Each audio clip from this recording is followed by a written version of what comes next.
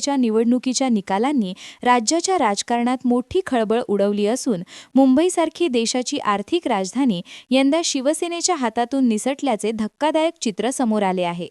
निवडणूक निकालांचा एकूण कौल पाहता आगामी महापौर भाजपचाच होणार असल्याचे जवळपास स्पष्ट झाले असून यामुळे मुंबईच्या सत्ता समीकरणात मोठा बदल झाल्याचे दिसून येत आहे।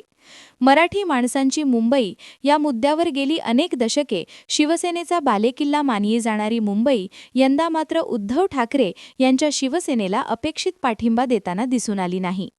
मुंबई महानगरपालिकेचा कारभार शिवसेनेच्या हातात राहील अशी राजकीय वर्तुळात चर्चा होती, मात्र निकालांनी या चर्चांना पूर्णविराम दिला आहे।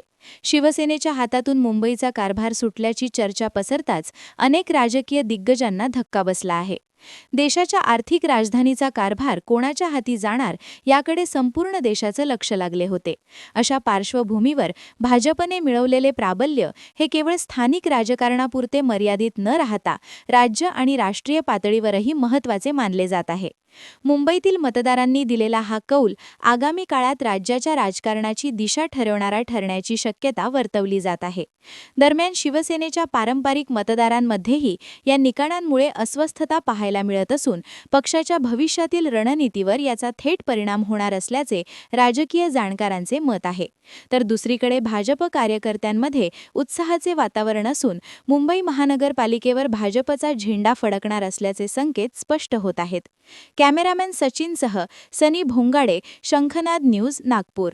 क्या आप भी चाहते हैं जटिल रोगों पर विशेष रूप से आयुर्वेदिक उपचार? तो मिलिए 77 वर्षों से आयुर्वेद सेवा में लगी हुई शिवशंकर आयुर्वेदिक एजेंसी। अनुभवी वैद्य डॉक्टर, सभी प्रसिद्ध कंपनियों की दवाइयाँ और सभी प्रकार की जड़ी बूटियों और रोग प्रतिकारक शक्ति बढ़ाने के लिए कई प्रकार की दवाइयाँ प्राप्त करने का एकमात्र विश्वसनीय स्थान।